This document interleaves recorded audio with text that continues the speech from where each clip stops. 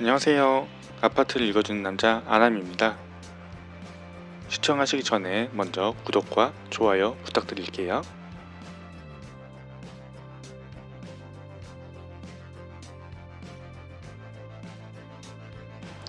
요즘 부동산이 난리죠. 아파트뿐만이 아니라 땅부터 건물까지 아주 난리인데요. 이 난리통에 하루빨리 좀 정리가 되었으면 하는 바람입니다. 일단 시작하기 전에 제 영상은 굳이 화면을 안 보셔도 되고요. 중간에 이건 눈으로도 보고 싶다 하는 것만 보시면 되고, 그냥 이어폰 끼고 출퇴근길에 듣기만 하셔도 충분한 정보를 얻어 가시리라 생각이 됩니다. 오늘은 그나마 우리가 좀 저렴하게, 저렴하지 않지만 상대적으로 저렴하게 접근할 수 있는 DMC 센트럴 자이에 대해 알아보려고 합니다. 일단 큰 순서를 입지 먼저 보고요. 그리고 홈페이지 기본적으로 나와 있는 정보들 보고 가격이 어떤지, 뭐 리스크나 또는 뭐 캐파가 얼마나 있는지 종합적인 의견 가지는 시간을 가져보려고 해요. 많은 정보를 최대한 빠르게 말씀드리다 보니까 아마 좀 빠르게 얘기가 진행될 것 같고요. 그런 만큼 더욱더 집중하셨으면 좋겠습니다. 그럼 이제 시작해 보겠습니다.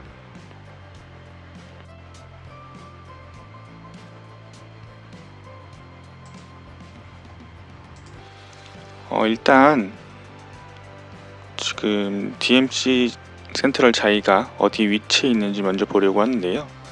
사실 뭐 네이버도 있고 요새 프롭텍이라 그래서 부동산 정보들을 다루는 사이트나 플랫폼들이 굉장히 많은데요. 오늘은 CF에도 많이 나오는 호갱노노 이용해서 한번 알아보도록 하겠습니다. 이렇게 서울이 쭉 보이고요. 지방들도 보이고요. 서울에서 일단 소팅을 좀 제가 해놓은 상태긴 한데 그건 좀 이따가 같이 말씀드리면 될 것 같고, 요 한강변을 따라서 있는 서울의 중심지에서 저희가 본 DMC 디지털 미디어 시티 역 쪽은 좀 서측 상단으로 쏠려 있어요.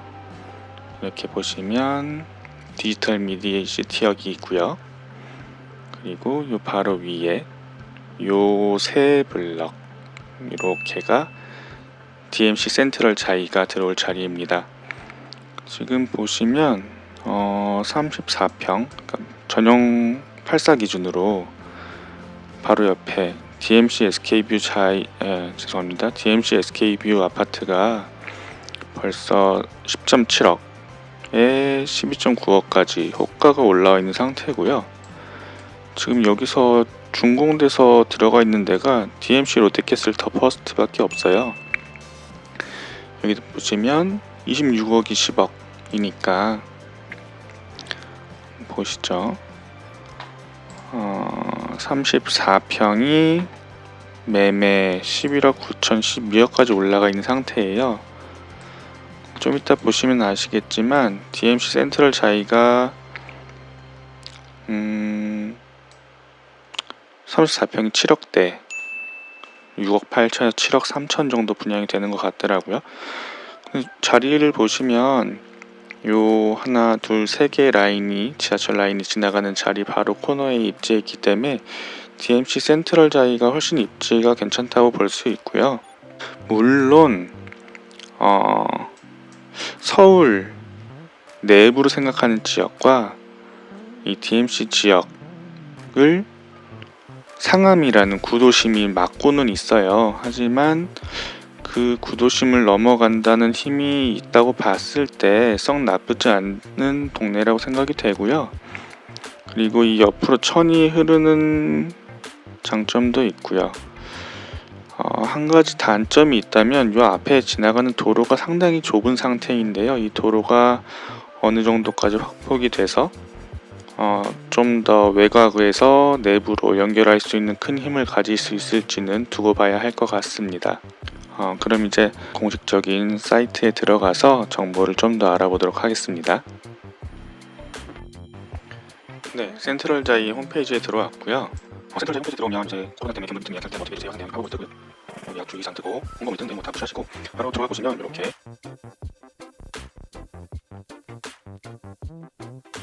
조감도가 펼쳐지게 됩니다. 조감도는 좀 이따 보시고 사업 안내부터 하도록 하죠. 사업 개요를 가보시면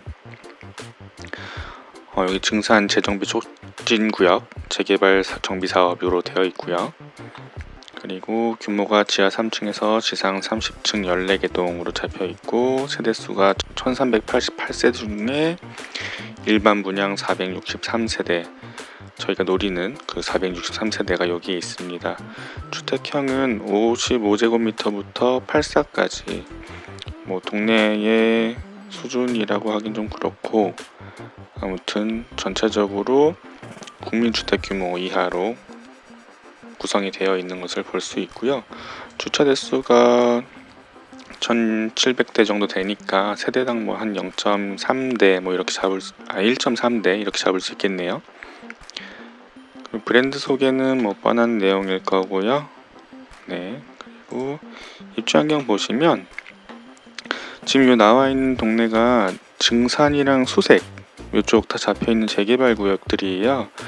여기가 다 개발되면 이 동네가 싹 바뀔 것 같긴 한데, 아까 말씀드렸듯이 요 코너를 끼고 있는 도로들이 크지 않아서 어느 정도 셋백이 돼서 어느 정도 여유를 가질 수 있을지에 대한 의문은 좀 있습니다. 단지 설계 보시면 지금 블럭이 여기 하나, 둘, 셋, 네 블럭으로 나눠져 있습니다. 아까 보셨던 큰 길 이쪽이고, 요쪽 코너에 DMC 여기 있고요. 보시면 요게 아마 4블럭인 걸로 알고 있는데 얘는 좀 시끄러울 것 같고요. 이 안쪽 블럭이 좋을 텐데 요 낮은 동들이 임대동으로 구성이 되어 있더라고요. 그럼 요 블럭은 또 빼고, 여기 접해 있으니까는 요 뒤쪽 거 빼고, 요 앞쪽 라인들하고 요 앞 라인들 요렇게 7동 정도가 좀 동이 괜찮다로 볼 수 있겠네요. 단지 매치도를 보시면 3블럭, 13블럭 하고 뭐 2블럭도 사실 뭐 임대 낀 거랑 상관이 없다 이러시면 뭐 사실 수도 있는데, 우리나라 분들의 정서상 아마 2블럭은 좀 악유가 있지 않을까 생각이 듭니다. 4블럭도 임대랑 55 타입이 좀 섞여 있는 것 같고요. 1블럭은 다 84 타입이고요. 3블럭도 다 84네요. 결국 13블럭이 메인이 되는 거고 24블럭을 좀 깔았다 라고 보실 수 있을 것 같습니다. 동호수 배치도 보시면 요건 나중에 분양 받으실 때 꼭 잘 보고 받으셔야 돼요. 자기 타입이 어떤 건지 향이 어떤지 그런 건 다 보시면 되고요. 커뮤니티 시설을 보면 지하 시설이다 보니까 중간에 썬큰을 내서, 썬큰이 뭐냐면 지하 상가에 보면 뭐 외부에서 계단 타고 내려가는 큰 공간이 있잖아요. 이렇게 빛 들어올 수 있게 해놓는 그런 공간으로 해놓은 건데, 이게 면적 손실이 많아서 솔직히 하기 싫으면 안 할 수 있는 건데 신경을 많이 썼다고 볼 수는 있을 것 같고요. 제가 여기서 좋아 보이는 건 오히려 이 썬큰보다 다목적 실내 체육관이 좋아 보이는 것 같아요. 서울시는 제가 알기로 이게 법적 규제가 없는데 수원시가 다목적 실내 체육관을 무조건 만들어야 되는 걸로 규제가 돼 있어요. 그래서 수원시에 있는 새로 지은 아파트들을 보면 이렇게 한 2층, 3층 높이로 뚫려 있는 실내 체육관을 볼 수 있는데 서울시는 이런 게 흔치 않거든요. 이게 뭐 어떻게 공무원들의 입김이 있었는지는 잘은 모르겠으나 이 실내 체육관은 좋아 보입니다. 그리고 뭐 시스템은 사실 이런 것들은 이제 뭐 다들 아시고 뻔하니까요, 넘어갈 수 있고, 요 원패스 시스템이 사실 어떻게 보면 굉장히 편하지만 어떻게 보면 굉장히 위험한 시스템이기도 했었어요. 뭐 카드 하나 있으면 모든 것을 잘 통과해서 집까지 들어갈 수 있는 상태였는데, 이거 보면 원패스랑 핸드폰이 연동이 되어야 뭐 좀 시스템이 돌아가는 것처럼 표현이 되어 있네요. 시스템은 별거 없죠. 기본인데 뭐 많이 주는 것처럼 설명해 주는 거니까요. 세대 안내를 볼게요. 평면 정범 보시면 11개의 타입이 있고요.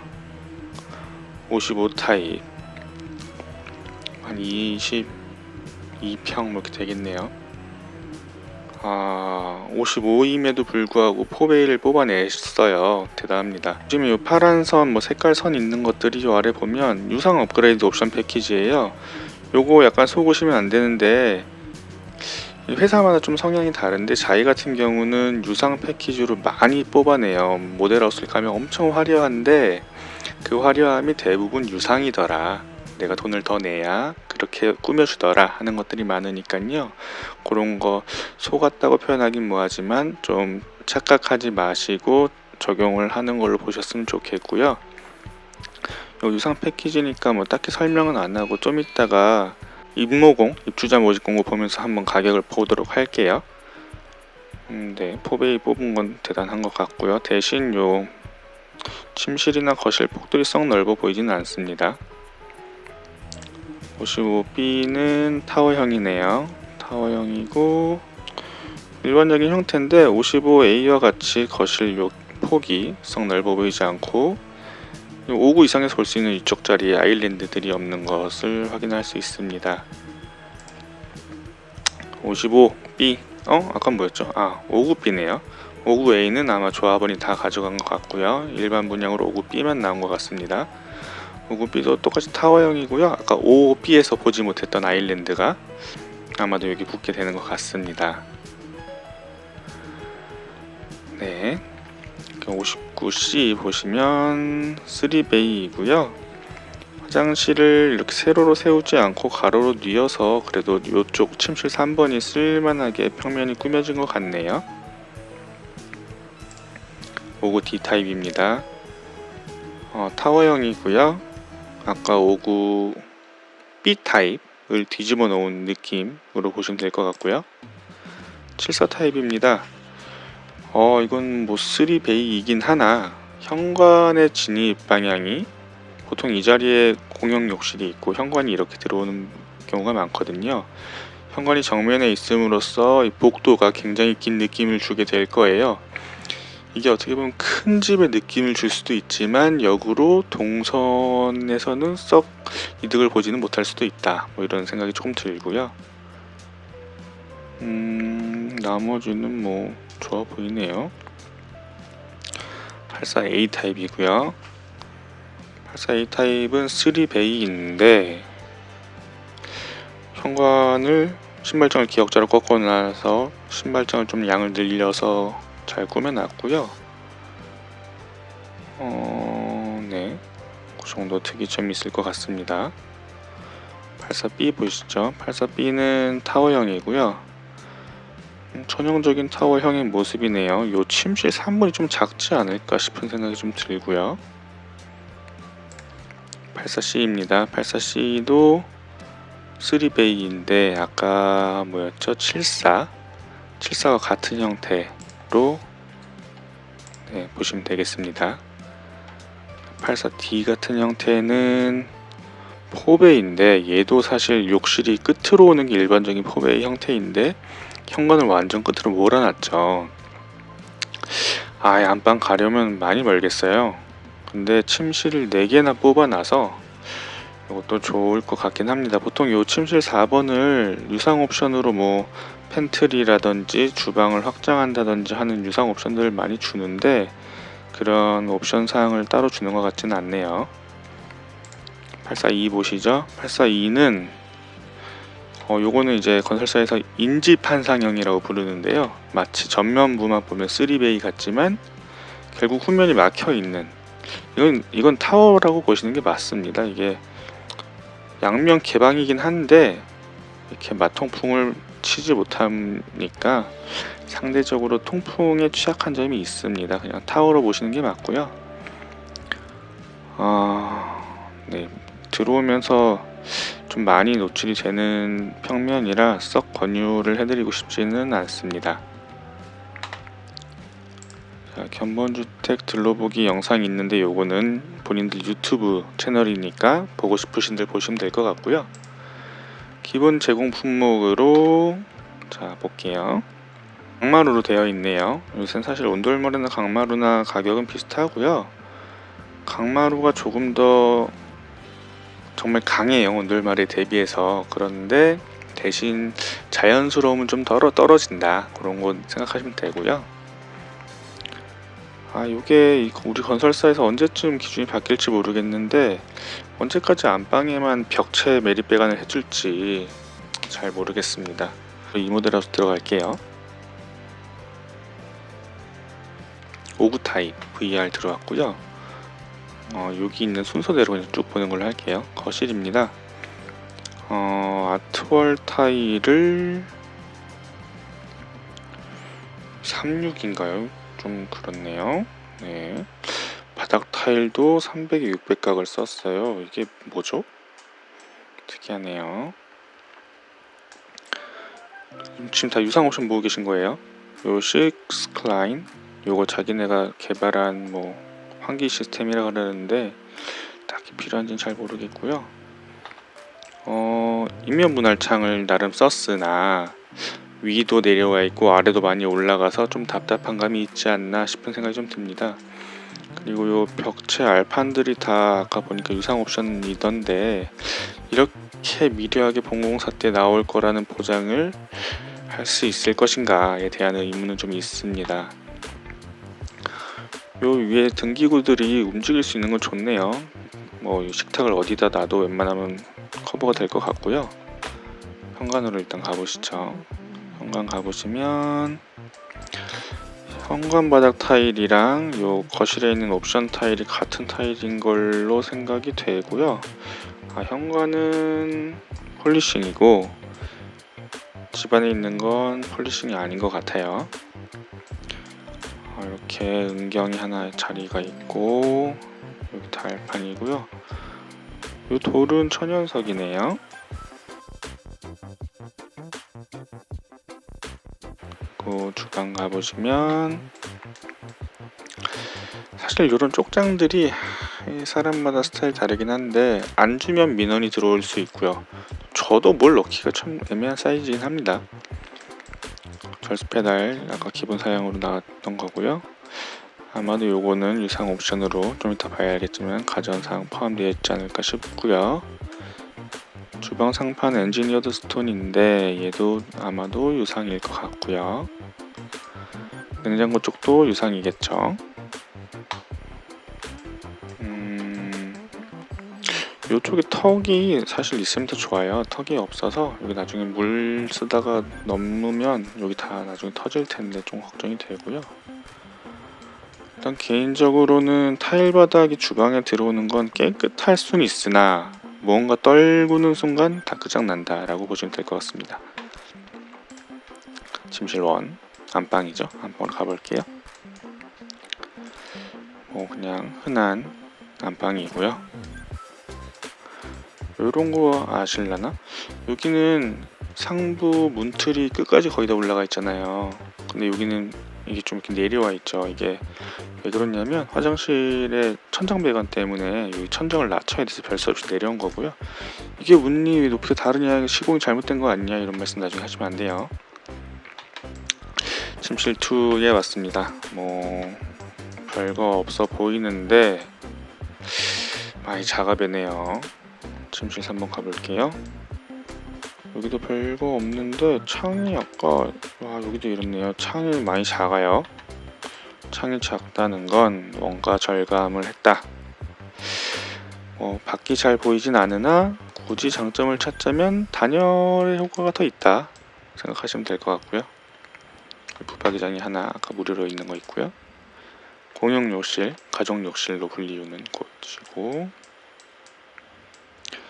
따로 비대는 주지 않는 것 같고요. 네, 이렇게 있고, 부부 욕실은 청소 수전이 따로 있고요. 비대를 부부 욕실에 주네요. 요 수납형 해바라기 샤워 수전이 달려 있습니다. 요 깨알같이 하나 드리면 여기 빨간 마크 하나 있잖아요. 이게 IF 디자인 어워드라고 디자인 대회에서 상을 탔다 이런 내용입니다. 84C로 넘어가실게요. 거실부터 보시죠.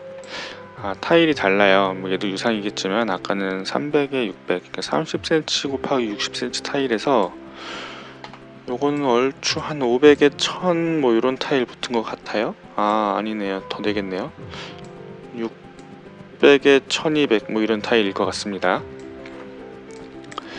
아 제가 좀 걱정했던 거 요거 있네요. 요 아트월, 그러니까 요 시트 판넬이 붙으면 고급스러울 수 있으나 오구처럼 별 수 없이 밝은 색으로 풀면 뭐 이리저리 묻어갈 수가 있는데, 84 같은 정도의 톤이면 사실은 좀 어둡고 텁텁해 보일 수 있어요. 요거는 좀 감안을 하셔서 옵션 선택을 하셨으면 좋겠고요.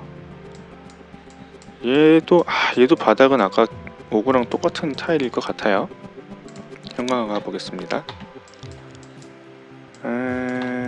네, 오구랑 크게 차이 안 나고 요 도어 색깔만 약간 샴페인 골드 느낌으로 돌아간 것 같고요. 주방 가볼게요. 주방은 여기 아마 유상 옵션일 거고, 집을 상대적으로 많이 어둡게 풀었네요. 요새는 84도 그렇게 어둡게 풀지 않아도 됐을 텐데, 아마도 뭐 조합원 분들이 좀 더 고급스러움을 원하셨거나 하셨을 것 같기도 하고요. 사실 그랬으면 이 안쪽 랩핑도 좀 묵직하게 갔어야 되는 게 맞지 않나 싶은 그냥 개인적인 생각이 조금 있습니다. 조금 의외인 건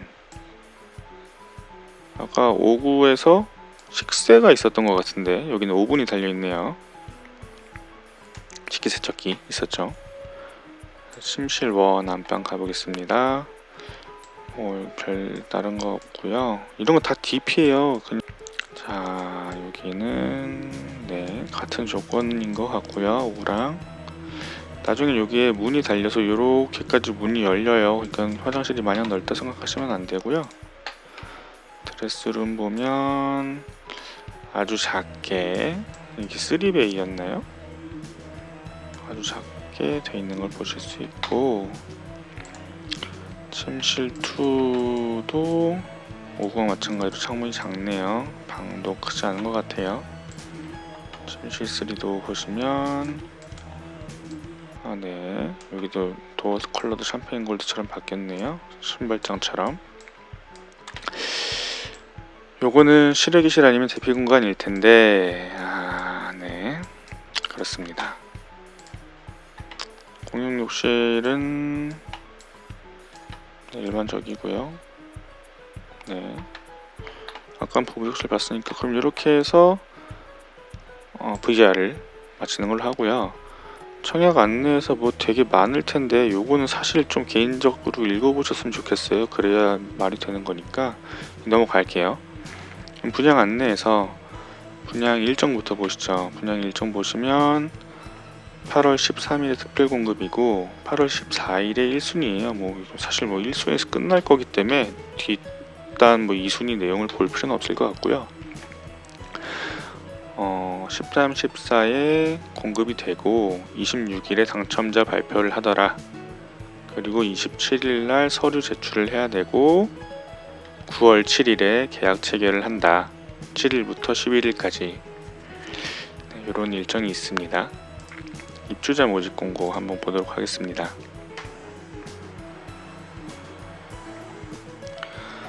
뭐 코로나가 어쩌고 저쩌고 하고요. 앞에 있는 것도 다 읽어보셔야 돼요. 입주자 모집 공고에서 엄청 왔다 갔다 하는 게 많기 때문에 이거 다 놓치시면 자기 손해니까 꼭 읽어보시고요. 저는 그냥 읽어서 좀 헷갈리거나 중요한 것들 먼저 좀 말하는 걸로 할게요. 재당첨 제한 기간이 바뀌었을 거예요. 4월 17일부로 원래 뭐 5년인가 그랬을 텐데 10년, 7년 막 이렇게 쭈루루 바뀌었고요. 일반적인 넘어가고요. 입주 예정 시기가 22년 3월로 되어 있고요. 자, 우리 제일 중요한 가격을 보시죠. 이게 아마 9억 미만이라 40%까지인가 대출을 땡길 수가 있을 거예요. 중도금에서. 그럼 1, 2, 3, 4차를 막을 수 있다고 보시면 되겠고요. 얼마 못 맞겠네. 근데 내 손에 아무튼 4억은 있어야 55 타입을 하나 할 수 있다. 이렇게 보시면 될 것 같습니다. 55 타입이 한 4억에서 4억 4천까지 왔다 갔다 하는 것 같고요. 59 타입 24평짜리가 4억 3천에서 4억 8천까지 있고요. 74 타입 한 30평쯤 되는 게 5억 5천에서 6억 3천까지 있고요. 84 타입 우리가 흔히 말하는 34평이 6억 4천에서 6억 3천에서 한 7억 3천 선까지 있는 것 같습니다. 한 7억 정도 보면 되겠네요. 84 기준을. 이런 거 저런 거 공통사항 다 읽어보시고요. 쭈루루룩 넘어가고, 특공 하실 분들은 특공이 일반보다 훨씬 어려워요. 그러니까 꼭 모델하우스에 전화를 해서 확인을 하시고 신청을 하시는 게 좋겠습니다. 그래서 또 신혼부부도 뭐가 많이 바뀌어갖고 저도 잘 모르겠어요. 아예 어렵네요. 제가 아까 궁금해하던 추가 선택 품목 유상 옵션 코너가 나왔습니다. 발코니 확장비가 따로 나눠져 있네요. 발코니 확장비가 600부터 900까지 있고요. 발코니 확장 어차피 해야 되니까 이건 추가된다고 그냥 생각하고 계세요. 그리고 확장 시에 사실 여러 오리발들을 써놓죠. 이거 다 읽어보시고요. 저거 읽는다고 해서 나중에 저걸로 따로 배상받기 쉽지 않습니다. 그리고 플러스 옵션을 보시면 마감재 업그레이드 패키지로 와우, 자이는 자이입니다. 이게 건설사들에서 이렇게 한 번에 묶어서 패키지를 하는 게 쉽지 않은데 품목을 싹 묶어서 금액 하나로 퉁쳐놨네요. 750부터 900까지 이것도 거의 발코니 확장 비용이랑 비슷하게 떨어지네요. 하지만 내용을 보면 엔지니어드 스톤 하이브리드 쿡탑 아트월 신발장 도어 바꿔주고요. 조명 바꿔주고 이건 하시는 게 맞다고 봅니다. 아까 84 타입 좀 답답하긴 했는데 하는 게 상대적으로 고급스럽긴 해요. 스타일의 차이는 잘 모르겠으나 레벨의 차이로 보면 이 가격에는 할만한 가격이다 싶습니다. 아까 그거 한 정도로 일반 인테리어 맡기시면 그래도 한 2천 넘게 깨지실 거예요. 그거 감안하시면 나쁘지 않은 금액입니다. 아까 말씀드렸듯이 포셀린 타일 바닥 마감 저는 전혀 추천하지 않습니다. 절대 우리나라 사람들의 생활과 맞지 않습니다. 무릎도 아프고요. 넘어지면 다치고요. 나중에 들뜸이 있을 수도 있어요. 여기까지 하겠습니다. 그리고 천장형 시스템 에어컨 본인들이 거주하실 거면 있는 게 좋다고 저는 생각합니다. 아까 말씀드렸다시피 안방까지만 에어컨 배관이 매립되어 있어요. 그렇다 보니까 침실 2, 3번 자녀 방들 방에는 에어컨 넣는 게 쉽지 않습니다. 그러니까 그냥 기본으로 천장형 시스템 에어컨을 해놓는 게 그냥 거주하실 거면 더 낫다는 말씀이고요. 요새는 분위기가 거주 안 하면 큰일 날 분위기긴 한데 거주를 안 하시게 되면 굳이 남이 쓰다가 곰팡이 생긴 에어컨을 쓰는 게 더 찝찝할 수도 있어요. 그런 건 생각을 잘 해보시고 선택을 하셨으면 좋겠고요. 시스클라인도 이거 공기청정기인데 요새 다 방에 집집마다 공기청정기 있는데 이거 꼭 필요한지 잘 모르겠고요. 주방가전에서는 냉장고는 본인들 쓰시는 거 다 들고 오시고 광파오븐이나 식기세척기 같은 경우는 사실 가구를 뜯어서 일을 해야 되는 거기 때문에 나는 상판에 올라와 있기보다 가구 안에 같이 빌트인 되어 있으면 좋겠다 싶으신 분들은 괜히 나중에 고생하지 마시고 요 가격에 이렇게 설치하시는 게 낫다고 보여집니다. 네, 지도 한번 다시 보시면서 금액대랑 한번 보도록 하겠습니다. 아까 7억 선이었죠. 맨 처음에 말씀드렸다시피 TMC 롯데캐슬 더 퍼스트가 절대 좋은 자리가 아님에도 이미 12억을 찍었더라. 벌써 5억 차이 납니다, 여러분. 2년 뒤죠. 더 이상 말하지 않겠습니다. 서울 집값은 떨어지기 힘들다. 정부가 아무리 잡아서 낮춘다 한들 과연 누가 웃을 수 있을 것인가에 대한 의문은 좀 있습니다. 그러니까 웬만하면 서울 시내는 괜찮다고 생각하셔도 될 것 같고요. 가격선에서는 장점이 있다. 오히려 내 청약 통장의 점수가 몇 점인지에 대한 문제가 있을 것 같다. 여전히 그 문제점이 있는 것 같고요.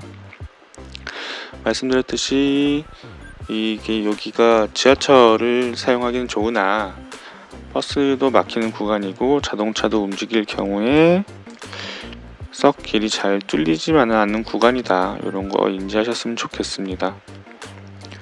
사실 지금 보시면 서울시가 더 확장해 나간다고 봤을 때 요 화전동 쪽 비어 있고요. 그리고 행신이 한번 차 있고, 그 다음에 대곡 쪽이 한번 비어 있고요. 그 다음에 일산이 연결되는데 대곡 쪽은 요새 좀 아파트가 다시 분양이 올라오는 것 같고, 이쪽도 뭐 몇 개 신도시에서 들어오는 것 같고요. 다 연결될 거예요. 좋아질 겁니다. 대치, 서초, 강남 뭐 되겠다 그 말은 못 하겠습니다. 하지만 그 돈 대비 잘 들어와서 서울 안에 살 수 있다. 되기만 해도 오른다. 하지만 잊지 말아야 할 건 내가 깔고 안고 사는 거기 때문에 팔기 전까지는 내 돈이 아니다. 그렇게 생각하시면 될 것 같고요. 여러분들이 분양 신청하시는데 큰 행운이 따르길 바라겠습니다. 꼭 제 주변에서도 누군가 신청해서 잘 됐으면 좋겠네요. 이렇게 긴 시간 동안 들어주셔서 감사하고요. 다음번에 또 바로 분양하는 소식 있으면 분양 소식 들고 찾아오도록 하겠습니다. 중간에도 구독, 좋아요 못 눌러주신 분들은 끝에라도 구독, 좋아요 꼭 눌러주시고요. 다음번에 또 뵙겠습니다. 감사합니다.